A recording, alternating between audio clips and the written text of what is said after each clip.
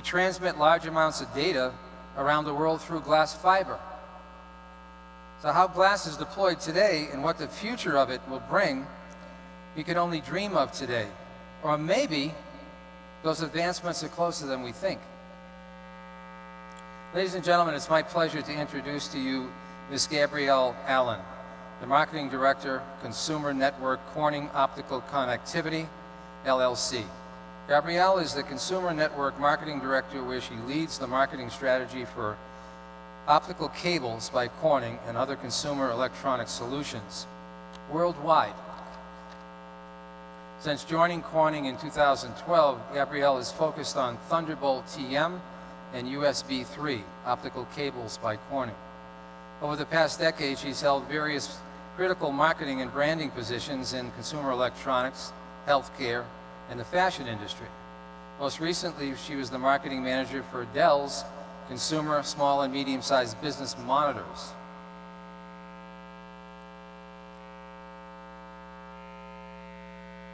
Away from work, she volunteers as a guardian at Leetum for Children for the Department of Social Services system.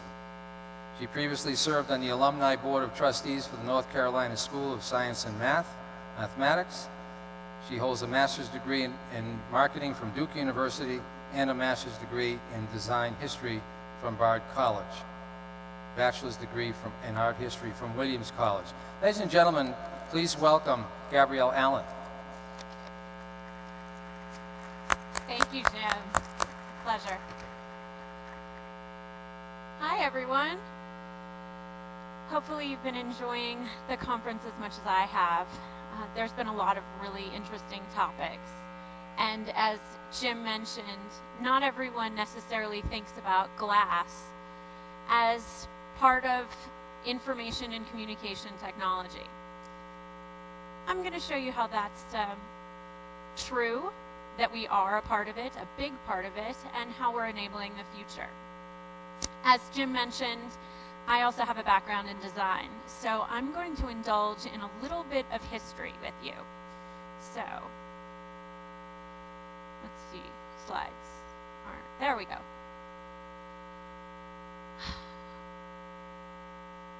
Glass was invented around 2000 before the Common Era in Mesopotamia.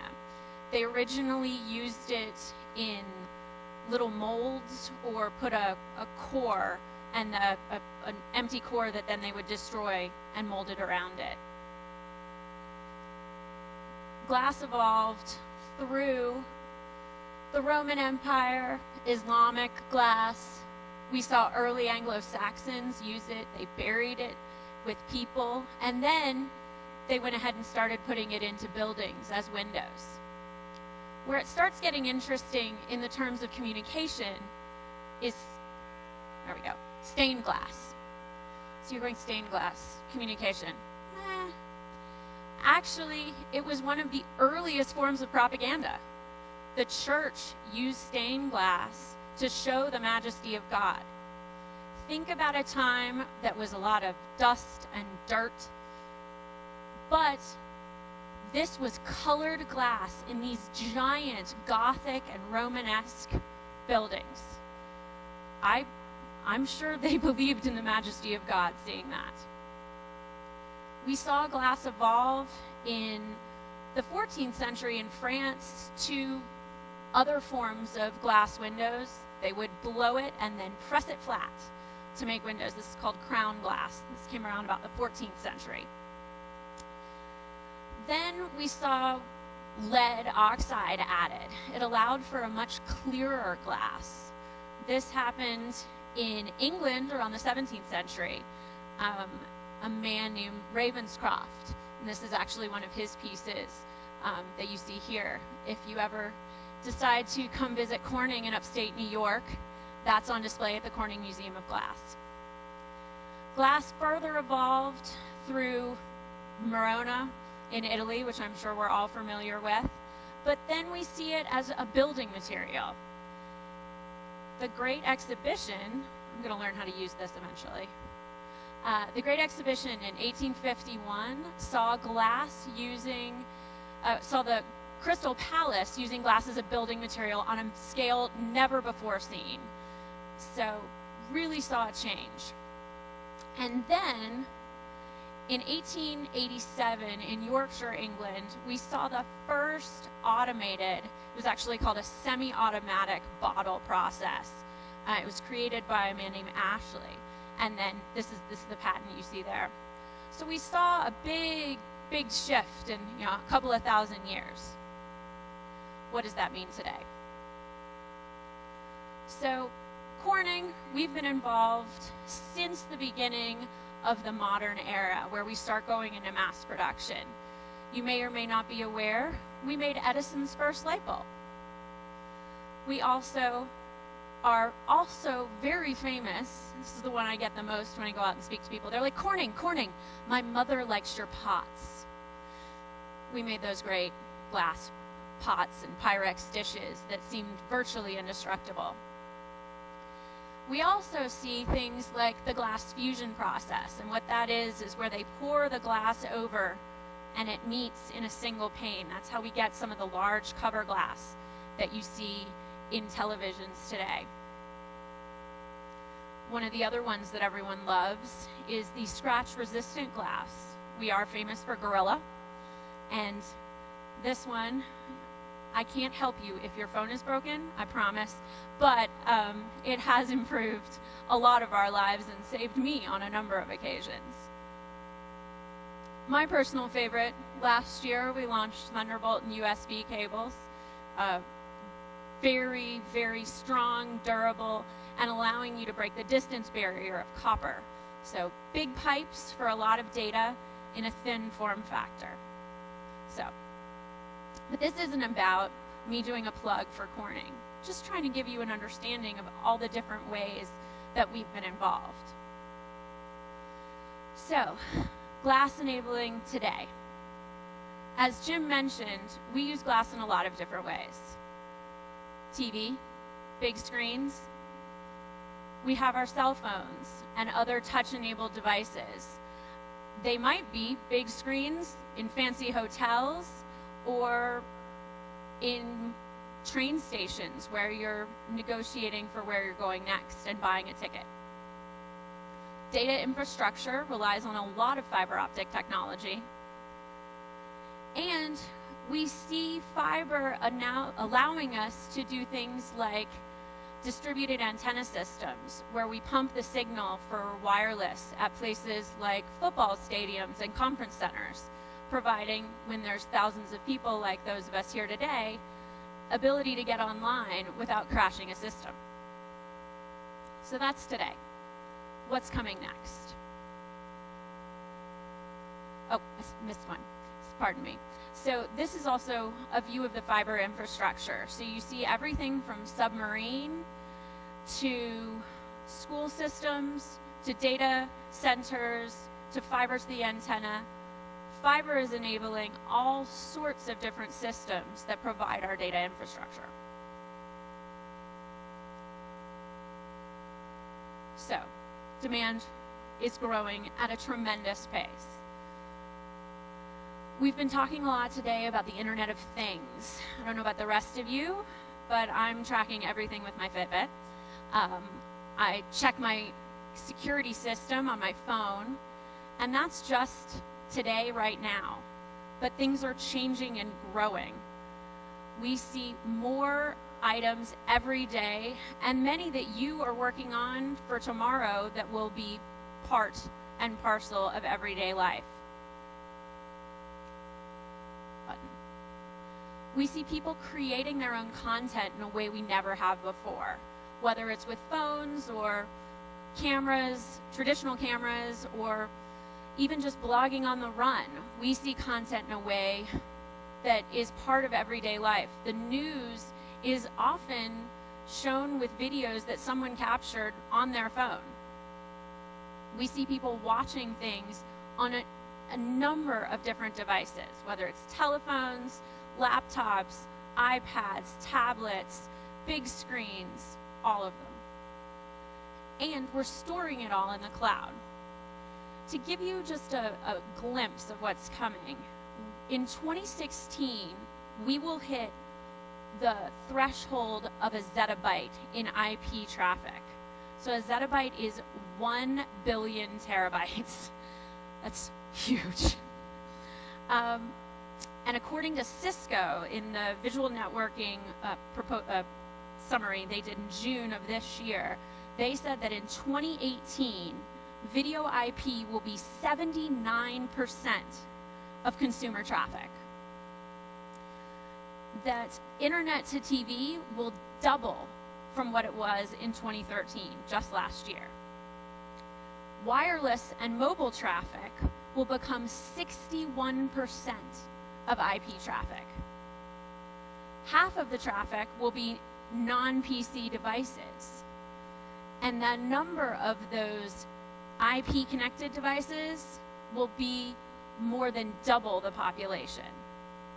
So we're going to see more data created by all sorts of different people, stored in the cloud, and we're going to want to watch it anywhere at any time. How is that going to be possible? How is that going to manifest? We'll see things in the connected home like photochromic glass that would be part of your overall connected home. Imagine waking up to the natural light just because your windows knew it was time for you to get up. I don't know about you, but some of us with blackout shades, when I installed those, I was late to work 3 days in a row. I had to sleep with one window open. With photochromic glass, I wouldn't have to worry about that. I could get the blackout feature during the night, and then they'd open automatically, but it wouldn't be shades, it would be the glass itself. We could also see architectural display glass used in ways we haven't before. What if the window or the mirror in your bathroom were also a display, a touch display that you would interact with? You could get your news, watch television, check the weather, send an email, all of those built right into your mirror. The surface, your kitchen surface, could be both a display but also thermoconducting. So you could have a cooktop as well as a display, again, completely interactive. Or similar features on the front of your fridge. In this picture, you see a little girl drawing on a picture of she and her sister on the front of her fridge. We see advancements in this coming by the minute, by the day. It's not just in the house, it's also on the road. More of that photochromic glass, but again, automotive. While at the same time, it can be lighter, reducing emissions, and it could be incorporated into the display of your car. So not just a little display on the front, but imagine the whole panel being a piece of interactive glass. What if the signs interacted with you and your car? They knew where you were going, what the traffic was, and changed with you and the traffic pattern around you. And then when you got where you were going, large scale glass, large architectural glass that was again interactive with video and digital signage in ways we have yet to see. We'll also interact with this glass in new ways. So we've all seen the future coming multi-touch tables that many of us can use at the same time. I was having lunch yesterday with some gentlemen, and they were telling me that someone in, I believe it was Finland, is working on a new version of this. But imagine if it was so ubiquitous that not only would it be in schools, as this image is here, but also it would interact with large wall displays. And you could toss things up from your workspace onto the wall while having a video conference and sharing that same information with others around you. And then this is the one that always gets people. that roll-up flexible glass. We've actually invented it already. The glass is there. It's called Willow. We are just waiting for the industry to demand that we move forward. So feel free to continue calling your friends in manufacturing and say, when do I get that flexible glass? Because it's out there waiting for us. Also, we see glass that's 3D projection enabled. So imagine if your tablet also projected things. You see an image of this one showing the time on a little girl's tablet, telling her it's time to get up. That 3D glass could work in other ways. It could be part of the medical industry, allowing us a different way to interact with imagery. So not only are you getting slices of the human brain, but a 3D replica that doctors could interact with. Speaking of the medical field, we're also looking at pushing the antimicrobial, antibacterial glass that has been recently launched into other spaces to keep us all better safe and protected from the germs around us. And then to go back to what we started talking about, we see glass optical fiber doing things that allow us to create that data, move that data, and put it in places quicker, faster, and without those buffering timeouts that you and I are all frustrated with. And lastly, we'll see optical fiber in new and different ways. Everything from lighting to integrated into clothing fabric. Imagine bicycling down the road and your jacket had woven glass fiber in it that could light up and help the drivers around you be aware of your presence. So there's all sorts of different ways that glass will be a part of our future. And I'm here today to encourage you to continue thinking about new and different ways that it can be incorporated into what you do. And for you to go back and ask those you work with to make it happen, to bring it to your homes, your lives, your industries. Thank you very much for your time. If you have any questions, my email is on the screen. I'd be happy to speak to anybody. Thank you all. Have a wonderful rest of the show. Yeah. Thank you very much. It's a pleasure. If you'd stay with us for a moment, we have a little small gift for you. Now, while we're waiting, you have some amazing videos on your site. Can you tell the audience where they are and how to get at them? Yes, actually, all of those images that you saw about the future were taken directly from Corning's A Day Made of Glass. To brag on us a little bit, it's the most successful corporate video of all time. It's gotten over 25 million views on YouTube to date. Wonderful. Thank you. And I'm sure the audience will enjoy that. Thanks again. Please. Absolutely. Okay, Thank pleasure. you. Thank you. Thank you very much.